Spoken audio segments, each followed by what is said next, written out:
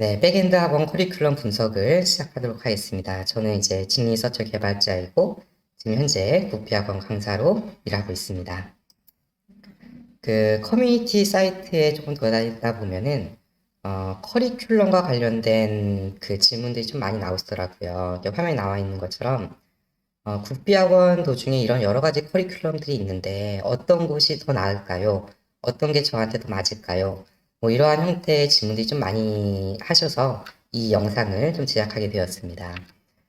그 과정별로 커리큘럼이 다른 여러 가지 좀 이유들이 있는데 크게 두 가지를 보게 되면은 그 첫 번째는 학원은 학생을 좀 모집을 해야 돼요. 특히 대부분의 학원은 학생을 모집하는데 조금 어려움을 겪고 있다 보니까 경우에 따라서는 조금 과대 광고를 하는 경우가 좀 있어요. 이건 전략적인 부분들이 좀 있는데 어떤 학원은 조금 크게 광고를 해서 우리 이런 거 이런 저런 거 정말 다 합니다. 엄청나지 않나요?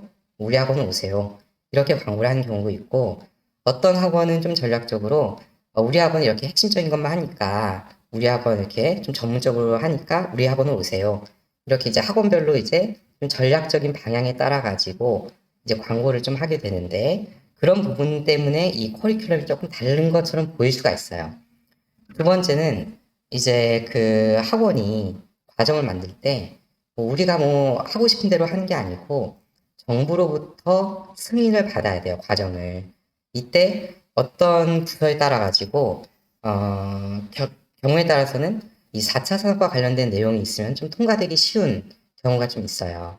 그러다 보니까 뭐 요즘 나오는 그 빅데이터 기반의 무슨 과정 이런 과정들이 조금 더 포함되어 즉 파이썬이 좀 포함되어 있는 과정들이 좀 추가가 되는 경우가 좀 많이 있습니다. 물론 요즘은 조금 완화된 느낌이 있어서 조금 괜찮긴 합니다만은 그래도 지금도 사실은 뭐 빅데이터 기반의 무슨 과정 이런 과정들이 좀 많이 있을 거예요. 그러면 지금 이 동영상을 보시는 분들은 정말 학원마다 커리큘럼이 정말 다른 것처럼 보이는데 이거를 얼마나 우리가 고민을 해야 되는가, 이걸 어떻게 이해를 해야 되는가, 이게 지금 가장 관심사가 되겠죠. 근데 결론은 딱 하나예요. 만약에 커리큘럼에 자바라는 표현과 스프링이라는 표현이 되어 있으면은 이거는 다 완벽하게 동일한 과정이다라고 생각을 하셔도 됩니다. 커리큘럼에 그 어떤 내용이 들어있으면 마찬가지예요. 뭐 어떤 데는 뭐 파이썬 빅데이터 뭐 이렇게 들어가 있고 머신러닝 들어가 있고 뭐 어떤 경우는 막 블록체인까지 들어가 있어요. 그리고 혹은 이제 리액트, 뷰, 뭐 안드로이드, 뭐 어떤 데 막 플루터 뭐 들어가 있고 뭐 IoT 막 별 내용들이 막 다 들어있을 수는 있는데 사실 그 어떤 내용이 추가가 되어 있어도 사실은 자바라는 글자와 스프링이라는 글자가 포함이 되어 있으면은 무조건 동일한 과정이 될 수밖에 없다. 그 이유는 뭐냐? 이 과정의 주 내용은 자바로 시작해서 스프링으로 끝날 수밖에 없다는 얘기예요. 왜냐하면 이게 6개월이라는 한정된 시간 내에서 학생분들이 이 기술을 습득하는 데는 이 웹 프로그래밍만 가지고도 시간이 모자라요. 물론 이제 강사 입장에서 나는 다 강의를 할 수 있는데요. 강의를 하는 거는 누구나 가능하죠. 근데 중요한 것보다 이 과정이 끝났을 때 학생이 얼마만큼 익숙해지고 이 기술 습득 얼마만큼 습득하느냐가 중요하잖아요. 그 기준에서 봤을 때 대부분의 학원과 대부분의 강사는 알고 있어요. 사실 6개월이라는 이 시간 동안에 자바부터 시작해서 스프링으로 가는 이 내용만으로도 학생들이 습득하는 데는 6개월이라는 시간이 사실 부족할 수 있다. 이거를 알고 있기 때문에 결과적으로는 나머지 내용은 하게 된다라고 하면은 찍먹으로 마무리하게 되는 경우가 대부분이 될 겁니다. 그렇기 때문에 그 커리큘럼이 아무리 달라도 강사의 역량에 따라서 진행이 될 거예요. 기본적으로 베이스로 진행해야 될 자바부터 시작을 해가지고 스프링으로 끝나는 것. 거기에 플러스 알파로 강사님들의 역량에 따라서 혹은 강사님들이 중요하게 생각하는 거에 따라 가지고 추가가 될 거예요. 예를 들어서 커리큘럼에 리눅스하고 AWS가 없어. 그래도 강사님들은 이게 중요하다고 하시는 분들은 무조건 추가하실 겁니다. 제가 그랬어요. 그리고 어떤 경우는 그 커리큘럼에 뭐 리액트하고 막 이런 내용이 막 들어있어. 근데 강사님들 입장에서 딱 봤을 때 학생들이 이것까지 따라오기에는 너무 어려운데 라고 판단되면은 뺄 거예요. 이 경우에 따라서 학생들이 따라올 수 있겠는데 라고 판단되면은 넣으실 겁니다. 그렇기 때문에 그 커리큘럼 그대로 진행될 가능성은 사실 없어요. 왜냐면 강사님들이 역량에 따라 가지고 그리고 학생이 또 역량에 따라 가지고 선택을 해야 되는 경우가 많기 때문에 어떤 경우는 똑같은 강사님이지만은 그 클래스별로 다르게 진행하는 경우도 많이 있어요. 그렇기 때문에 결과적으로는 강사 역량에 따라서 그리고 그 클래스의 역량에 따라서 내용이 진행될 것이다. 하지만은 가장 디폴트는 자바로 시작해서 스프링으로 가는 과정, 딱 여기가 무조건 주 내용이 될 거고 나머지는 플러스 알파가 될 것이다 라고 생각을 하시면 됩니다. 자, 오늘 제가 하고자 하는 얘기는 딱 여기가 끝이에요.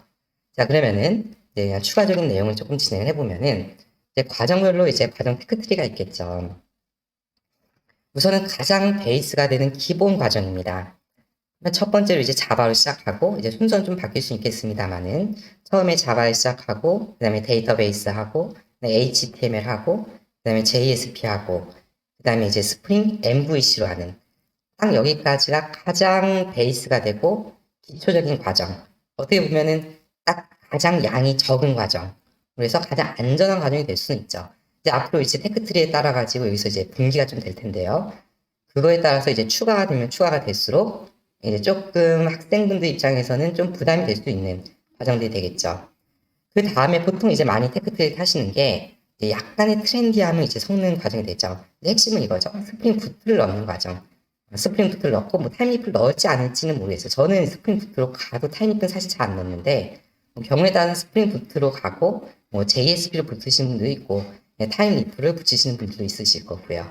그래서 약간의 트렌디함. 그래서 스프링 붓을 붙이는 거. 근데 사실상 이렇게 붙인다고 하더라도 사실 이 경우는 스프링 붓는 스프링 붓지만은 사실은 스프링 붓 MVC 모델이라서 사실은 이렇게 이거 뭐 사실 똑같은 거예요. 이거 두 개가 똑같은 거. 그래서 뭐 이렇게 좀 약간의 트렌디함을 추가할 수 있다. 저는 뭐 너무 좋은 과정이라고 생각을 합니다. 거기에 더해서 이제 플러스 알파로 어떤 분들은 뭐 안드로이드를 추가하실 거고 어떤 분들은 뭐 iOS 추가할 거고 사실 조금 말이 안 되긴 합니다만은 그리고 과정에 따라서 어쩔 수 없이 파이썬을 조금 진행하고 빅데이터 과정을 조금 진행하는 경우도 있을 수 있고요. 그리고 경우에 따라서는 요즘 많이 진행하죠. 이제 인프라에 대한 이해를 올리기 위해서 리눅스, AWS 필요에 따라서는 그것까지 이건 뭐 또 강사님들이 잘 선택을 해가지고 이렇게 좀 추가적인 플러스 알파들을 앞으로 이제 진행을 하게 될 겁니다. 하지만 이제 학생분들이 원하는 건 다르죠. 학생분들이 원하는 거는 최신 트렌드를 가르쳐 주세요 이거예요. 최신 트렌드는 어떤 형태를 얘기하는 거죠? 그 백엔드하고 프론트엔드가 명확하게 분리가 되는 과정. 지금 여기 앞쪽에는 이제 백엔드 그리고 오른쪽 HTML, 리액트가 들어가는 이 프론트엔드 완벽하게 구분이 되는 이런 게 지금 현재 어떻게 보면 좀 트렌드잖아요. 근데 사실 이렇게 진행이 되게 되면은 사실 여기 백엔드만 하더라도 완벽하게 익히는데 6개월이라는 시간이 충분한데 꽉 차는데 여기 리액트가 포함이 되거나 혹은 뷰가 포함되면 사실 좀 무거워지기 시작해요. 무거워진다는 얘기는 어떤 걸 얘기를 하냐면은 그만큼 많은 학생들이 따라오는데 조금 어려움을 좀 겪을 수 있다. 물론 상위 몇 퍼센트 학생들은 충분히 따라올 거예요. 하지만은 뭔가 내용이 추가되면 추가될수록 그만큼 이제 많은 학생들이 따라오는데 조금 어려움을 좀 겪을 수는 있죠. 그 경우에 따라서는 이제 뭐 진짜 이런 경우 좀 없었으면 좋겠는데 진짜 과정이 있는 경우를 다 하겠다 하시는 분들도 간혹가다 있어요. 보통 후기 보면은 뭐 이것저것 하다 보니까 뭐 다 이제 그냥 수박 겉핥기식으로 진행된다. 뭐 이런 경우가 좀 이 과정이 되는데 진짜 뭐 처음부터 끝까지 쭉 다 하죠. 뭐 JSP에선 결국에는 뭐 MVC 1, 2강씩 다 하고 스프링 MVC하고 스프링 부트하고 EX 뷰하고 추가적인 내용들 진짜 이렇게 되면 이제 모든 과정이 다 찍는 과정이 되는 거죠. 이렇게 되면 학생분들이 물론 상위 10% 학생들은 좀 쫓아올 수 있겠지만은 이렇게 되면 사실 그 좀 과정에 좀 목표를 상실한 게 아닌가라는 과정이 좀 진행되는 경우도 사실 좀 있을 수 있습니다. 그래서 뭐 어떤 강사님들은 이런 게 있어요. 내가 학생들을 가르쳤는데 내가 이것저것 다 가르쳐줬거든. 근데 애들이 잘하는 애들은 잘 따라오더라. 근데 이 상위 10%의 학생은 사실은 강사가 잘해서 쫓아오는 게 아니죠. 이 학생들은 솔직히 강사가 없어도 그냥 동영상만 보고도 알아서 다 잘할 애들이죠. 사실 강사의 역할은 얼마나 많은 학생들이 잘 따라오고 얼마나 많은 학생들이 혜택을 받을 수 있는 강의를 진행하느냐. 사실 이게 중요하게 될 텐데 사실 이렇게까지 뭐 다 하는 경우는 사실 흔치는 않겠지만은 그래도 조금씩 있을 수가 있습니다. 근데 이거는 사실 조금 목표를 상실하지 않았나라는 생각을 하게 됩니다. 물론 지금 여기 앞에 말씀드린 이 트렌드는 굉장히 중요해요. 뭐 학원 내에서 이 트렌드를 완벽하게 진행하기는 좀 어려울 수는 있어도 이 과정을 수료한 학생분들이 저는 이 트렌드를 따라가는 건 너무나도 중요하다고 생각을 합니다. 근데 과정 내에서 이렇게 트렌드를 진행하는 게 사실 조금 위험 부담이 있을 수는 있다. 그만큼 꽤나 많은 학생들이 따라오는데 어려움을 겪을 수 있는 과정이 될 수밖에 없기 때문에 대부분의 과정에서는 백엔드로 시작해서 이제 JSP 뭐 혹은 타임리프로 끝나는 경우가 대부분 끝나게 될 거예요. 그렇기 때문에 지금 현재로서는 가장 이제 약간의 트렌디한, 그러니까 스프링 부트 정도를 살짝 넣는 이렇게 이런 과정들을 대부분 선택을 하실 거고 필요에 따라서 강사분들의 역량에 따라 가지고 이 플러스 알파들을 추가적으로 진행하는 과정들이 진행될 겁니다. 자, 정리를 좀 해보도록 하겠습니다. 사실 여러 가지 이유가 있어서 과정들이 되게 커리큘럼이 되게 다 학원마다 다 다를 수 있는데 사실은 모든 과정은 자바하고 스프링이라는 표현이 있으면 동일한 과정이 될 수밖에 없어요.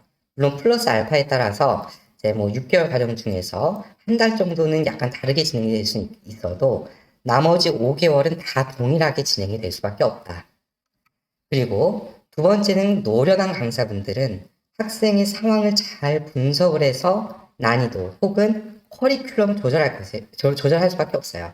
근데 노련한 강사분들은 어떤 걸 알고 있냐면은 지금 현재 학생들이 얼마나 잘 따라오고 있는지 그리고 내가 지금 하고 있는 강의가 이 난이도를 다 설정해 놔요. 그래서 학생들이 잘 따라오면 더 많은 내용들을 전달해 줄 것이고 학생들이 저 따라오는데 조금 어려움을 겪는다라고 하면은 정말 중요한 내용들만 뽑아가지고 진행할 겁니다. 그렇기 때문에 결과적으로는 커리큘럼이 써 있는 게 다 다르다고 하더라도 그 강사님들 역량에 따라서 사실상 진행이 될 것이다라는 거. 그리고 필요에 따라서 학원은 조금 과대 광고를 할 수 있다라고 생각을 하시면 될 겁니다. 물론 조금 이해는 합니다. 오늘의 원픽을 좀 이렇게 정리를 좀 해보면은 결과적으로 이거예요. 커리큘럼이 다 다른 것처럼 보이겠지만은 자바라는 표현과 스프링이라는 표현이 있으면은 완벽하게 동일한 과정이 될 수밖에 없고 나머지는 강사 역량에 따라서 조금씩 바뀌게 될 것이다 라고 생각을 하시면 될 것 같습니다. 감사합니다.